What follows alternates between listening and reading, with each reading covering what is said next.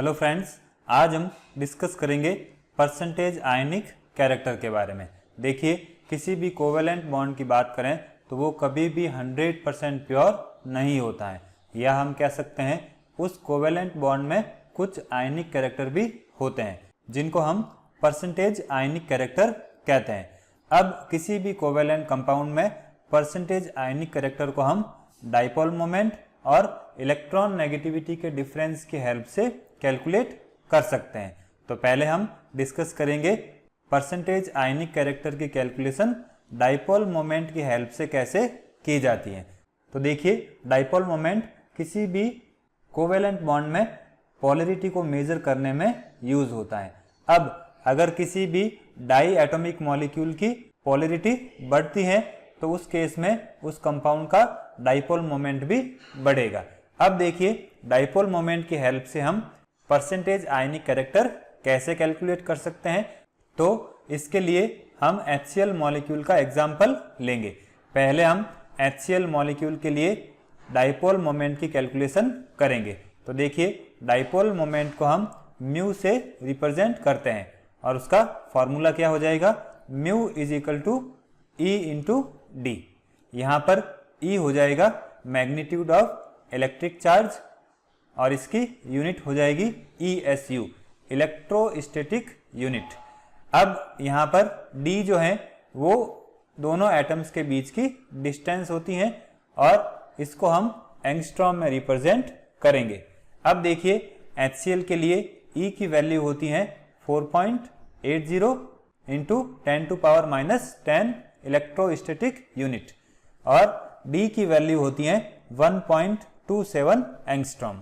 तो जब इस फॉर्मूले में हम दोनों वैल्यूज पुट करते हैं तो इसकी कैलकुलेशन से रिजल्ट आएगा 6.09 इंटू 10⁻⁻10 ESU एंगस्ट्रॉम। अब इसको हम 6.09 D भी लिख सकते हैं। यहाँ पर कैपिटल D डीबाई को रिप्रेजेंट करता है जो कि डाइपोल मोमेंट की यूनिट होती है। अब देखिए, एक डीबाई की वैल्यू होती है 10⁻⁻10 इलेक्ट्रोस्टैटिक यूनिट एंगस्ट्रॉम। तो ये हो गई HCl के लिए डाइपोल मोमेंट की कैलकुलेशन।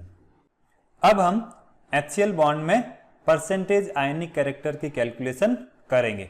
तो इसका फॉर्मूला क्या हो जाएगा, experimental value of mu upon theoretical value of mu multiply by 100।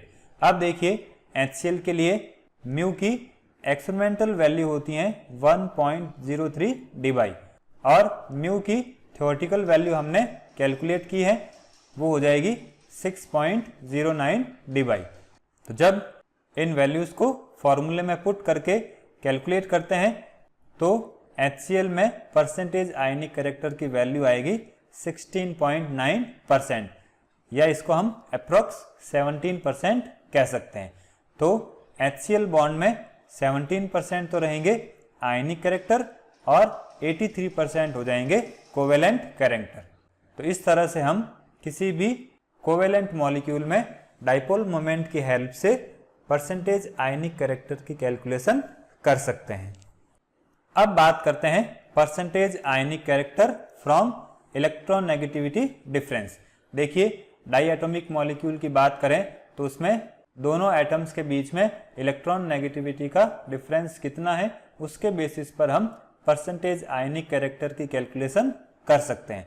अब देखिए, अगर हम AB डाई एटॉमिक मॉलिक्यूल की बात करें तो अगर दोनों एटम्स की इलेक्ट्रॉन नेगेटिविटी की वैल्यू सेम है तो उस केस में AB के बीच में बनने वाला बॉन्ड क्या रहेगा, कोवेलेंट रहेगा। यहाँ पर XA A एटम की इलेक्ट्रॉन नेगेटिविटी हो जाएगी और XB B एटम की इलेक्ट्रॉन नेगेटिविटी हो जाएगी। अब देखिए, अगर दोनों एटम्स की इलेक्ट्रॉन नेगेटिविटी अलग अलग है तो उस केस में इस बॉन्ड में कोवेलेंट कैरेक्टर के साथ कुछ आयनिक कैरेक्टर भी आ जाएंगे।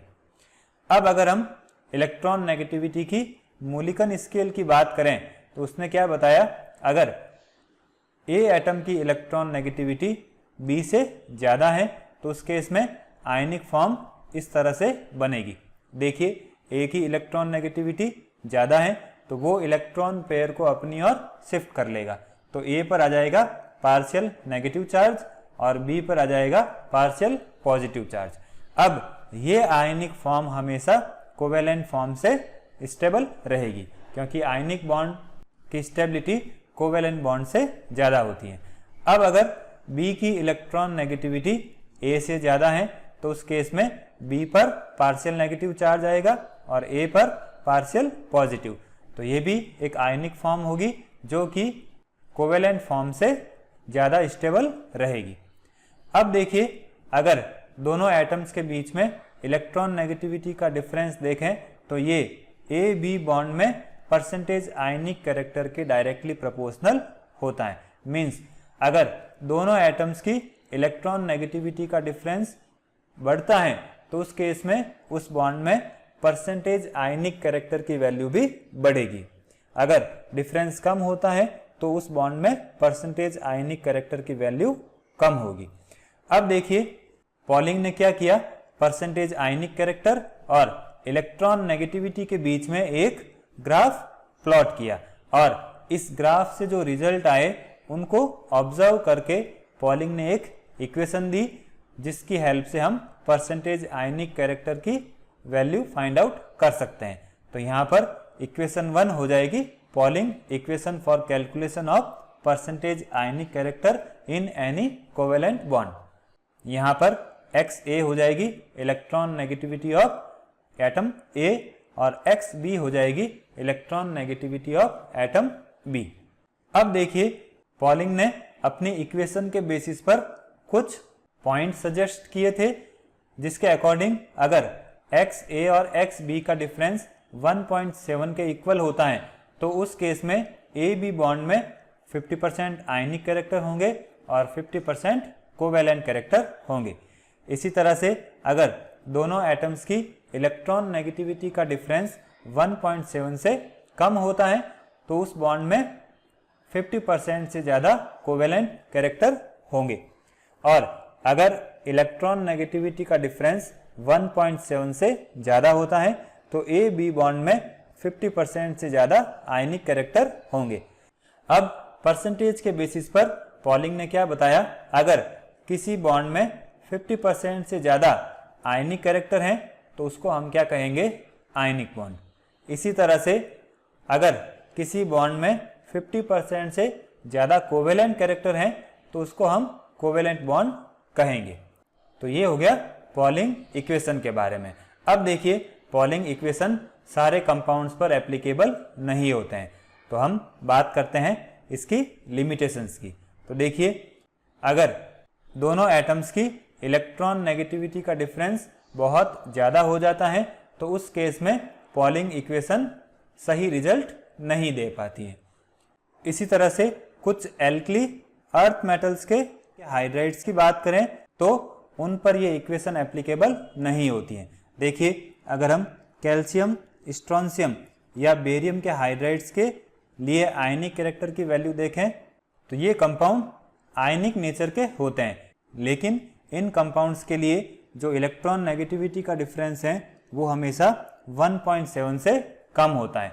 जबकि पॉलिंग ने क्या बताया, अगर इलेक्ट्रॉन नेगेटिविटी डिफरेंस 1.7 से कम होता है तो उस कंपाउंड को हम कोवेलेंट मानेंगे या उसमें 50% से ज़्यादा कोवेलेंट कैरेक्टर होंगे। इसी तरह से अगर हम HF पर पॉलिंग इक्वेशन अप्लाई करते हैं तो उस केस में परसेंटेज आयनिक कैरेक्टर की वैल्यू आती है 60%, लेकिन इसको अगर हम डाइपोल मोमेंट की हेल्प से कैलकुलेट करते हैं तो उसके लिए वैल्यू आती है 45%। देखिए, जब पॉलिंग ने अपनी इक्वेशन दी थी तो उस टाइम में HF के लिए डाइपोल मोमेंट की वैल्यू पता नहीं थी। तो ये हो गई पॉलिंग इक्वेशन की लिमिटेशंस।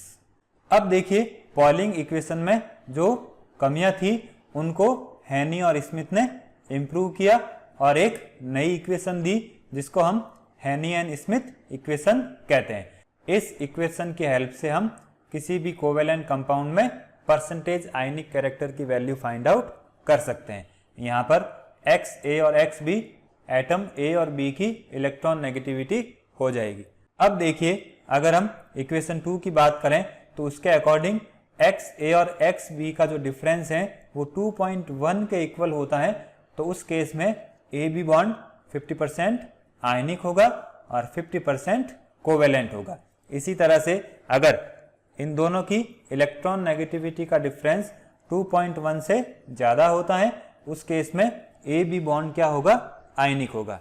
इसी तरह से अगर इन दोनों का डिफरेंस 2.1 से कम होता है, तो उस केस में AB बॉन्ड में कोवेलेंट नेचर ज़्यादा होंगे।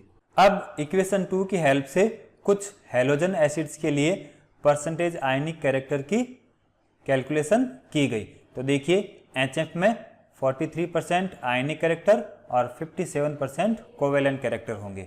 इसी तरह से HCl में 17% आयनिक और 83% कोवेलेंट कैरेक्टर आते हैं।